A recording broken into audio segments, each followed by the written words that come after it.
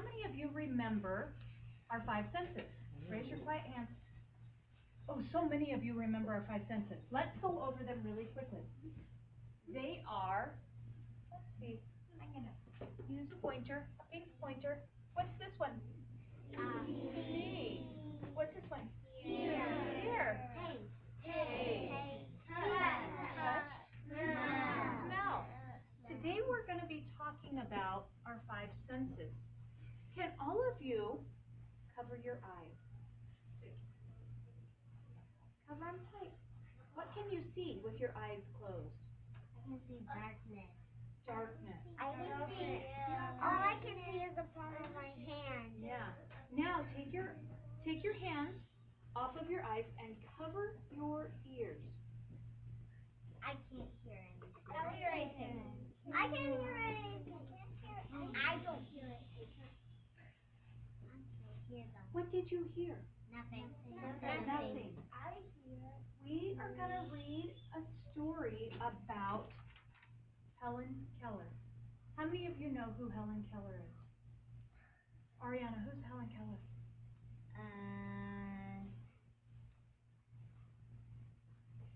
I just say that even. Okay. Well, we are going to find out who Helen Keller is. The title is I Am Helen Keller. And this book is a biography. And a biography is a true story about someone's life. So, is it a pretend story? No. No. It's a real story. Today, we're going to read about Helen Keller. And there's something special about Helen. She cannot see and she cannot hear. So she doesn't have two of her five senses. So if we take two away from five, how many do we have? Three senses left. So which senses does she have now? She doesn't have seeing and she doesn't have hearing. She has tasting, feeling, and smelling. That's right. So when she tastes, when she feels things, touches things, and when she smells things, that's all of the information that her brain can give her. Her brain can't tell her anything about the world around her through her eyes, and her brain cannot tell her anything in her world about what noises there are. She can't hear anything. And so we are going to talk about her. What does it mean to be blind? Emily. When you try to pin a tail on something, you're blinded. Yes, when you try to pin a tail on the donkey, you usually have your eyes covered, and that makes you not be able to use what sense? Seeing. That's right. What does it mean to be, this is maybe a new word for you, what does it mean to be deaf? I have no idea. Dead? It's not dead, but deaf means you can't hear. It's a new word. Deaf. It means you can't hear. Forever. Forever. That's exactly right. Once you are deaf, you cannot hear ever. Yes? When your ears are covered. Some people who are deaf don't even have to have their ears covered. Their ears are just, they don't have any sound in. Okay. So I'm going to tell you a little bit about Helen right now. Life was very hard for Helen Keller as she grew up because she couldn't see and she couldn't hear. She became frustrated and angry because she was blind and deaf. And deaf is she couldn't hear. She could not talk to other people because she couldn't hear them. She didn't know how to talk. And she felt sorry for herself, and she was often mean to other people. Why do you think she might be mean to other people? Friend. He doesn't know because they can hear and see and she can't. Yeah, she was very frustrated. She couldn't communicate. She couldn't talk to them, and they couldn't talk to her. So when she played with other kids, she often would break their toys because she was so frustrated and angry. One time she even locked her mom in her room so she couldn't get out.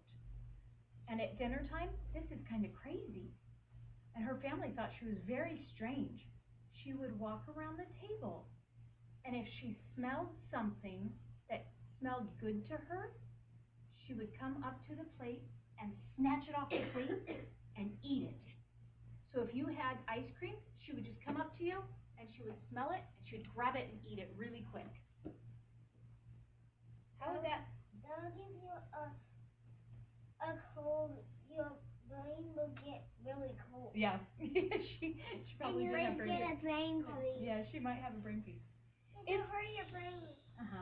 If Helen was deaf and blind,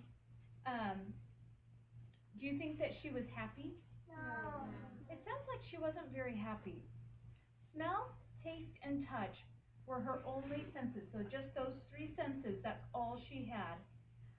And she used her sense of touch to get through her world. So everywhere she went, she would just touch because she couldn't see. That's how she would walk around. And she used her sense of smell to go, like at the dinner table, she would smell and just grab food that she wanted. That was kind of naughty. But the good thing she did with her sense of smell was when she was frustrated or angry, she would go outside to her mother's garden, and she would smell all of the beautiful flowers that her mother planted. And so she would use her sense of smell to find the flowers, and the sweet smell of the flowers calmed her down and made her peaceful again. Yes? You know, I want to go see some shoes fighting for flowers. It's kind of Yeah. like oil. Yeah.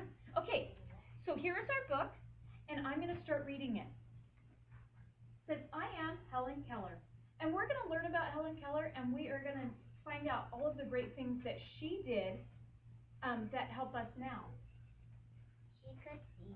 We're going to describe some of the experiences she had and what it's like to be blind and deaf. I am Helen Keller. When I was little, I was just like you. I loved to play. I loved my dog. And I loved seeing all the bright, beautiful flowers. I also loved copying people. At 6 months old, I could already say, howdy. How do you do? T. I'm reading all of these speaking bubbles. Did she ask for tea? Her mom says, how does she do that? They were all impressed and surprised that she could ask for things. And the grandma says, what can I say? There's no stopping her. On the day I turned 1, I started walking. And, oh, there was another word I love to say, wah-wah. And the mom said, here's your water. Because she was saying wah-wah for water. Just like any other kid. But there's one thing that made me different. When I was 19 months old, that means almost 2 years old, I got very sick. The doctor said I wouldn't live. I did live, but the sickness made me blind and deaf.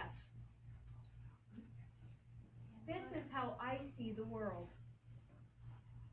Close your eyes and block your ears.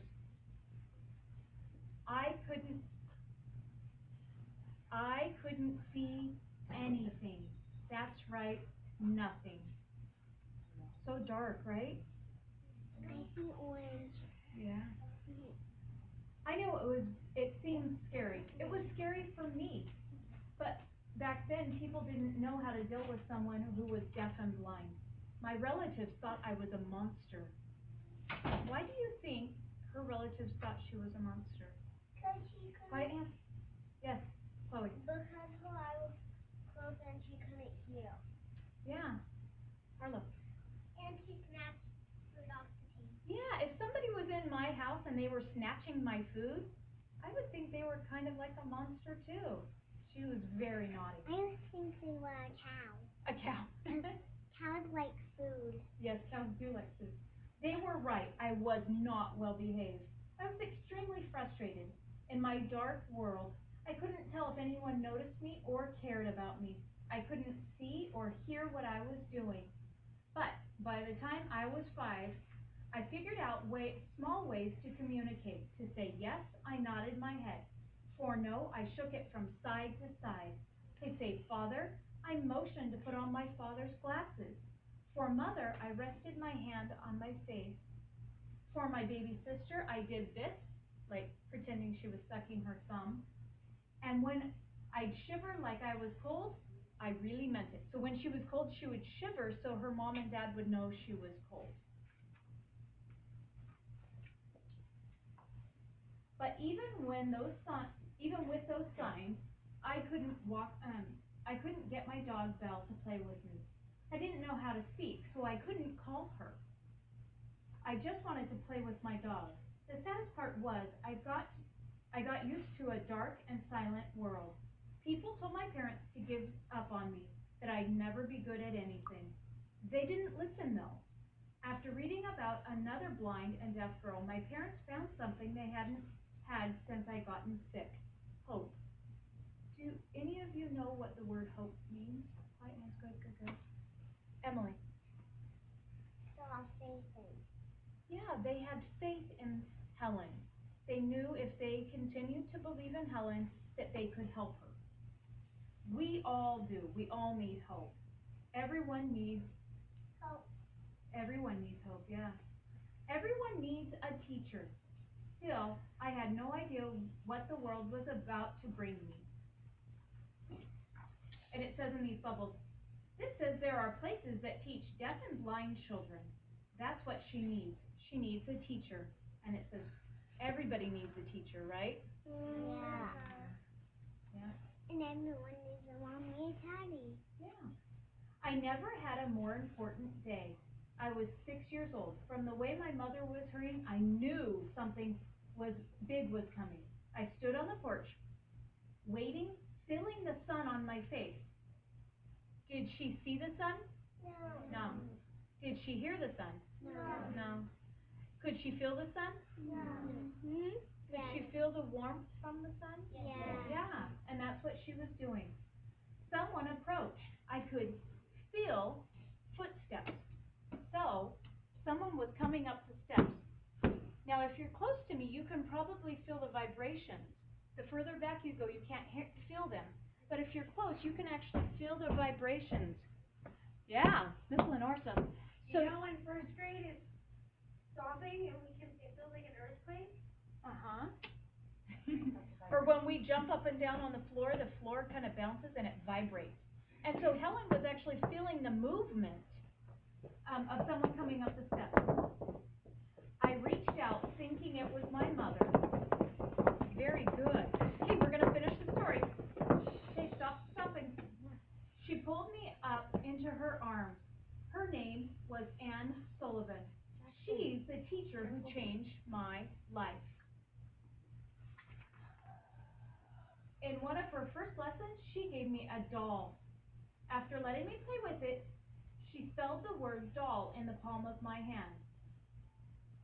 I could feel them. She could feel the letters in her hand. But I didn't know what the letters or words were or how they worked. So she just kept working at it. Because it didn't stop Miss Sullivan that Helen didn't understand the letters or words.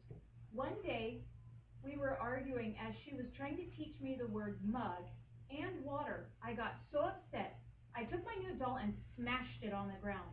I got angry a lot back then. It was so hard for me. I was frustrated. Do any of you get frustrated? Quiet hands. Quiet hands. Yes, I do too. Never losing her patience, my teacher took me outside. At a nearby spout, she put my hand under the running water.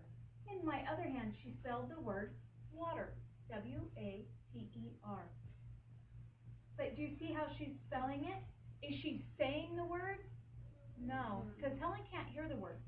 Is she showing her pictures of what's going on? No, because she can't see. She's taking her hand and she's forming letters in her hand. Like, I don't know all the sign language, but there's a language that you make pictures. I think Miss Lenars knows sign language, yes? A little bit. Yeah. So it's a way of communicating where you use position of your fingertips to make words and symbols. I know what sign language means. It means like, it's just like drawing. It's like, but it's a different way. Like drawing quite like that because you actually, like this, I believe is O, or, And this is Yeah. C. yeah, is C like that? Uh-huh. Your whole hand. So there's different, and so Miss Sullivan, her teacher, was actually teaching her sign language. And this is A. Uh-huh, that's right, that is A. And so she said, then she spelled it again, and again, and again, and again, and again. Water, water, water, water. You understand, don't you? You understand. So Helen finally understood. Helen says, I understood. So her teacher just kept working with her and teaching her how to feel the letters in her hand so she could figure out the names of different things in the world. Just a minute ago. From there, I realized that everything had a name. Every object I touched seemed to burst to life. And now, when I wrote words in my teacher's hand, I had someone who could understand me. When you're learning something new, it's often hard. I started with words. My vocabulary, all of the words that I knew, grew fast. Eventually, I learned the meaning of the word love. I had given my teacher some flowers. So she spelled into my hand, I love you, Helen. And Helen was really confused, and she asked Miss Sullivan, what is love? And her teacher said, it is right here, and she pointed to her heart. She spelled, it is here while tapping at my heart. I was still confused. It was hard to understand something I couldn't touch. So Miss Sullivan was teaching her the idea, the thought of love, but is love something that we can touch? No. Is hope something that we can touch? No. It's an idea we have, but we can't touch it. So Miss Sullivan was teaching Helen about love. It made no sense. Why couldn't my teacher show me love? But then she explained, you can't touch clouds, but you can feel rain and know how happy flowers are to get watered. That is how love is. You can't touch love, but you can feel how happy it makes you. There, in that moment, my whole world changed. It was as if there were invisible lines that stretched between me and everyone else in my life. Close your eyes. You can feel it too, your connection to your family and friends. Yes, Adele. I could make a silent language. Yeah. Okay. Still, life was never easy. Without sight, I couldn't see people's faces. Without sound, I couldn't hear their voices. But one of my greatest breakthroughs came when I learned to do what you're doing right now, reading. So when she learned to read, that was one of her biggest breakthroughs. To practice, I'd match each word with its object and make sentences. This was my favorite game. We played it for hours.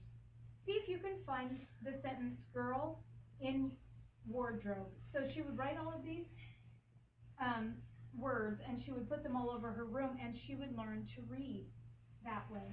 So here's the girl in the wardrobe. This box right here is actually called the wardrobe. Okay.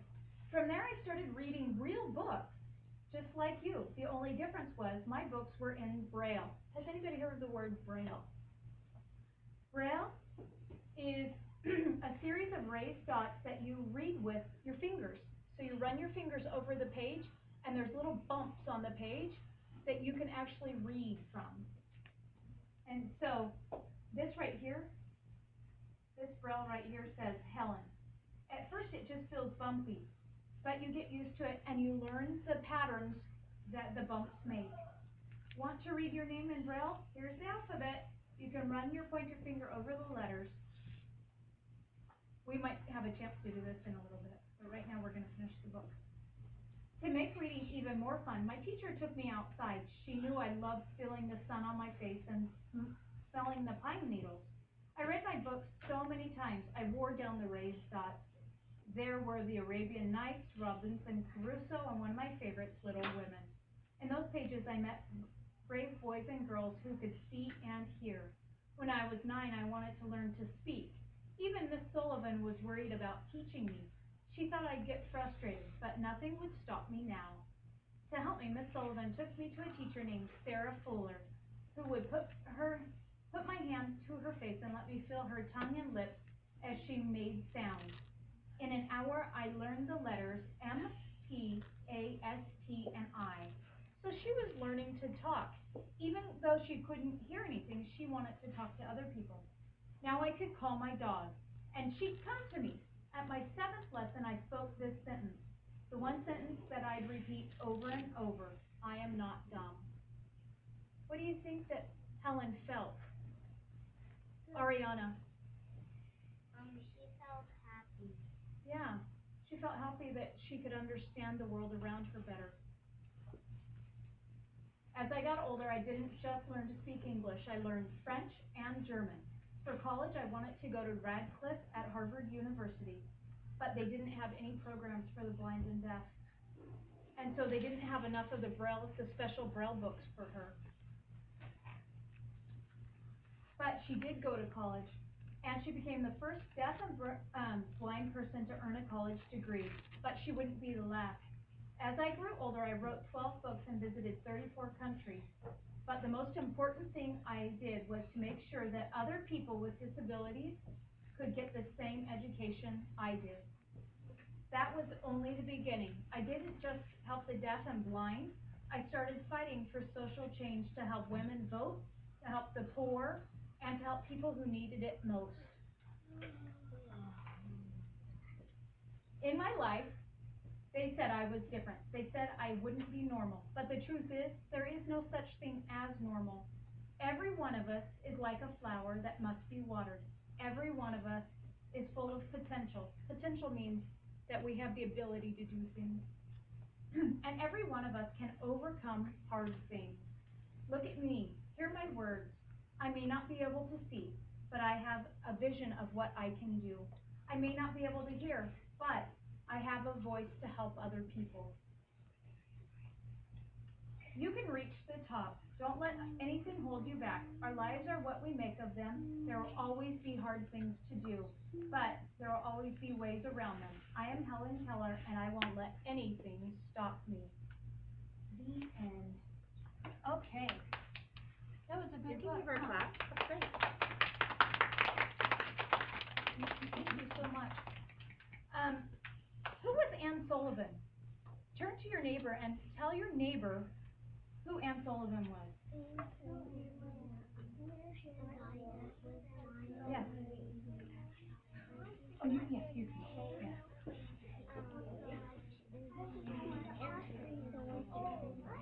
You don't know who she is. That's okay. Quiet hand. Who can tell me who Anne Sullivan was? Camden. He was, a guy.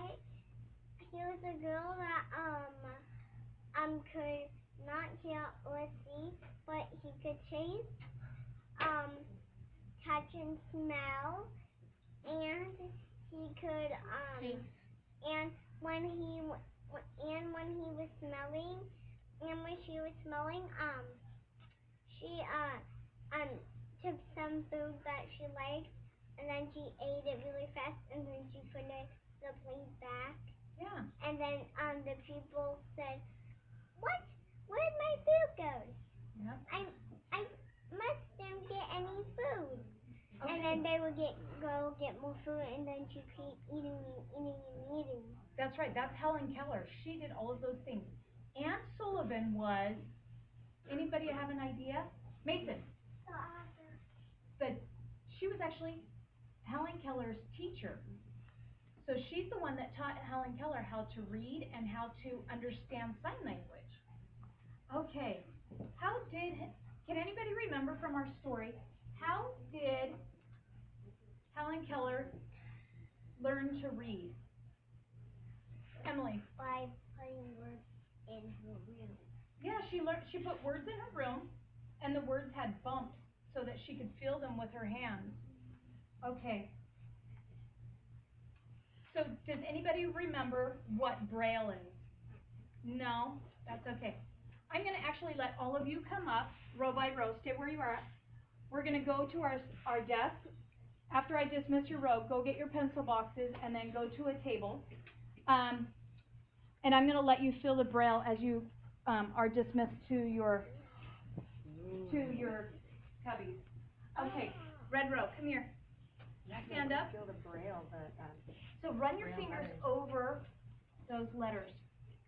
So if you close your eyes, can you still feel the dots? That's how she read. She memorized the patterns of those dots. Yeah. Uh-huh. Go ahead and feel, Mason. Go ahead and feel, Sean. You can get visual. Okay. Jacob, you can go ahead and get your pencil box. Sean, Seth.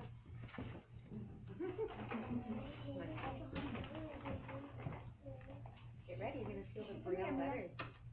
Good job, Jake, Go ahead and feel it. There's some right here too. You can feel that. Okay, Orange Row, you can come and feel. Why don't you grab your pencil box? You don't need to fill out just the one time. I know they're really cool to fill. Feel how bumpy they are. Scholars, now you know about Braille when you go to someplace, look on a sign next to an elevator. It has Braille. Oh, yeah. Letters. Some of the signs outside of our classrooms have Braille on them. I think the one outside of the library. Green Row. When you're out and about, look for Braille. It's usually next to like a doorway or something, or an office, to let a person who's blind know if they're in front of an elevator, if they're in front of a doctor's office. It lets them know where they are. So keep your eyes open and look for Braille when you're out and about. They have lots of Braille at the mall. Yeah, they do. Yeah, it is bumpy, and that's how she could feel to read. Yes, ma'am. Thank you, Audrey.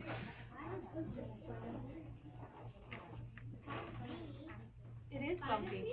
Okay. Scholars, I just realized something. Remember Miss Menard just said, outside of different rooms or offices or places that have, Braille, the letters in Braille? That's what our sign has outside of our room. What? Braille. We'll have to hear it. We'll have to touch it today. So cool. Okay, Blue Row. Gabriel's mom found it because I looked quickly and I didn't see it. She said, yeah, it's right under their word. And I'm like, wow. Yeah. So very cool. We'll have to touch it today. Okay, go get your pencil boxes. Okay, everyone. It does feel it. And those are all the different letters of the alphabet. Kind of bumpy. Yeah. Okay, Purple Row. Come on, Jackson. It's like A. Uh-huh. So one dot means A, two means B, What? two across from each other is C. So there's a pattern. Feel it. See it? Feel. So like when you want to write a Y, you can't write a Y for someone who can't see. So they have to touch that and say, oh, that's a Y. And then for A, when they feel one dot, they go, oh, that's an A. Boys, come here, I'll show you something. Come outside. Okay, I'm going to show you an air. So smart. This camera. But thank you, sir. I'm going to show you boys something. Come here. Come here.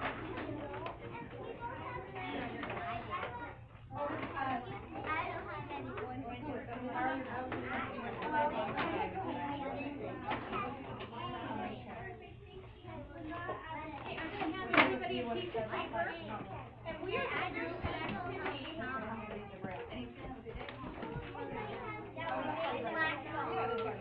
No? No, I thought about doing that, but that's not what we should do today. We are actually,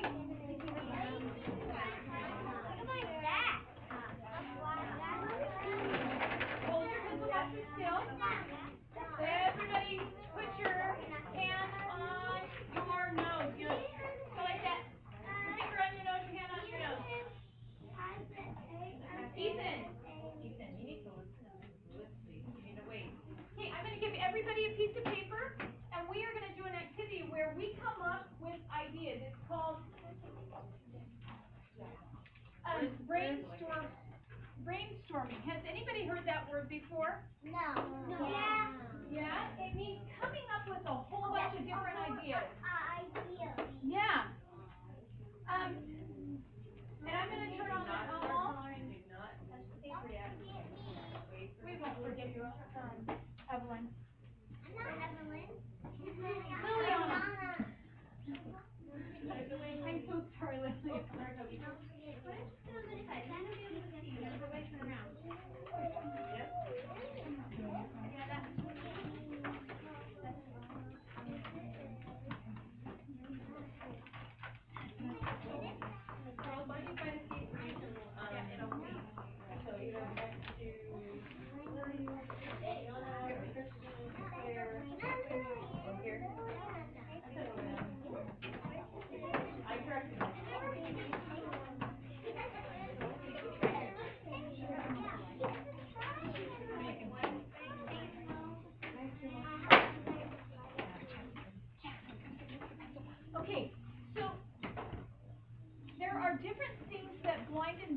people use to help them navigate their environment because they can't see or hear, so they need help. They need special tools.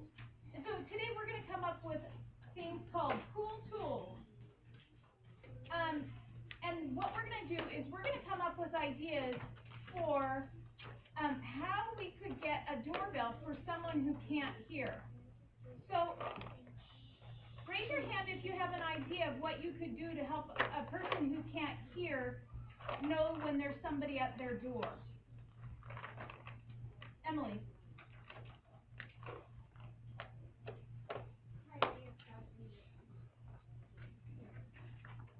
They still wouldn't hear it, but that's a good start. Yes, Claire. A doorbell is a good idea, except for they can't hear the doorbell. So let's think about the senses that they do have. Could they see something? If they were deaf, they could see something. So maybe we could make something, I don't know, that was like a circle. And if they could see something, maybe, yes, Claire.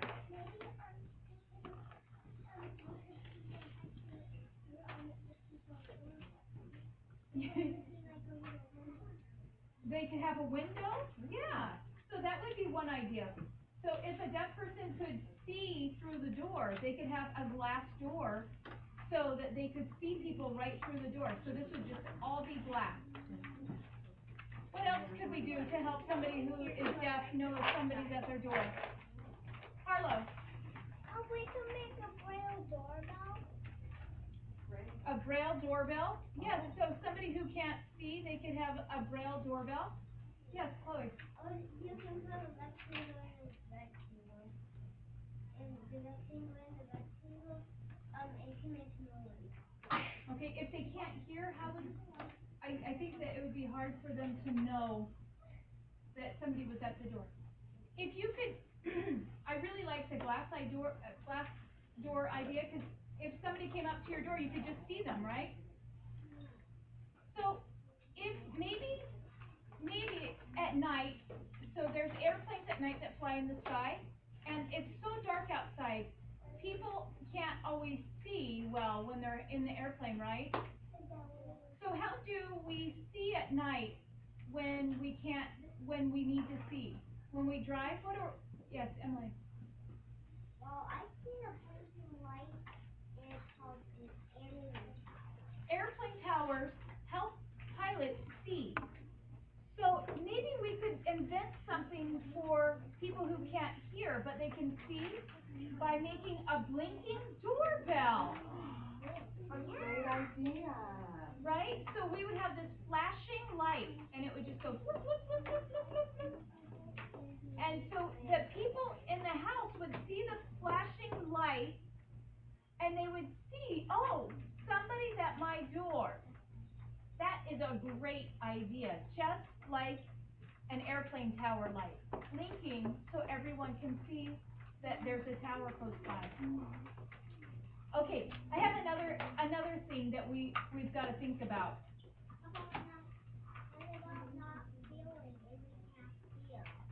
Right. So the next one we're going to do is we need to come up with an idea to help children who can't see. How can we help them make a picture book for them? So if you can't see, how can we make, what ideas can we come up with to make a picture book for a child who can't see? Could we do for some kind of book for a child who can't see? You can't see. Yes, Claire. You can make a picture with, you could make a book with something that kids can learn. So when someone reading you a book, you could just imagine. Yeah, you can use your imagination. What would help somebody make mental pictures of things that are being read to them?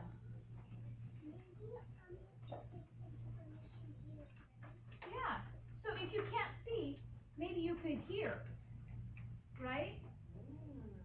So let's think of something we could use that could tell us a story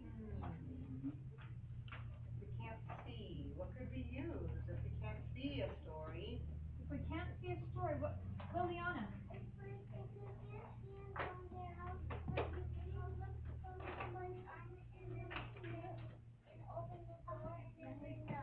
You can be helpful, that's right, we can be helpful for somebody who can't see. Okay, so let's pretend we have a book, let's make a book. And we want our blind friend, a person who can't see, to enjoy the book like we do.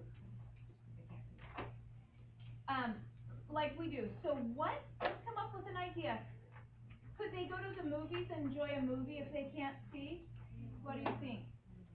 They would hear all of the sounds at the movies, right? They would hear the story of the movie, right? They wouldn't see any of the pictures, but they could hear the story. So maybe if we came up with a book that was kind of like a movie, how would we do that? We could draw? Yeah, we could draw a book. Would they be able to see it? No, but they can hear it telling it. If you write Ah. if they can hear it, that means if they're blind, if we read them, if we have words, maybe they can hear. When we were doing our centers, one of the things under the hearing line was headphones. Maybe we could help the person enjoy the book if the story was recorded. So they could put the headphones on and listen to the story, and like Claire said, imagine the pictures in their minds while they're listening to the stories. What do you guys think? Yeah. You think that's a good idea? Yeah. How do you think, can we add more detail to that? Can we make it better for them? What else could we do? Do you think we could maybe use some of the Braille words? So they could fill maybe the words in the book and listen? They could do both of those at the same time. Any other ideas? Yes, Emily? I could do something like a rainbow that has an attraction. Ooh, that sounds fun. I'm certain they would enjoy that. Any other ideas? Yes, Chloe? Or you could make a book that blind people can see. And how would you do that? You would just write it, but then you make it so blind people can read. So you would make it into a Braille book so they could fill the words? Yeah, we could definitely do that. Does anybody have any other ideas that can make it good? Camden? You could find a magazine Uh-huh. and see and try and feel and if there was one to say, you'd say that was B or A or C, and then you would touch the letter and you could undo that. That's exactly right. That's exactly how you would read Braille. Yes, Adele? You could find a playground ride, like going down, up, down, and so it would say woo-hoo! Awesome. With no fees. Yeah, you could. Even if you maybe had some friends, you could act out the book with them. And maybe there was a slide in the story, and they could go down the slide like in the book. That would be pretty awesome, right? All right, those are such great ideas. Yes, Sean? We can just draw a smiley face. We could. And I bet that would fill their bucket. Great job. Thank you so much. You guys are awesome. Go ahead and put your pencils away and your crayons away, and take your pencil box and your pictures to your cubby, and you can put your pictures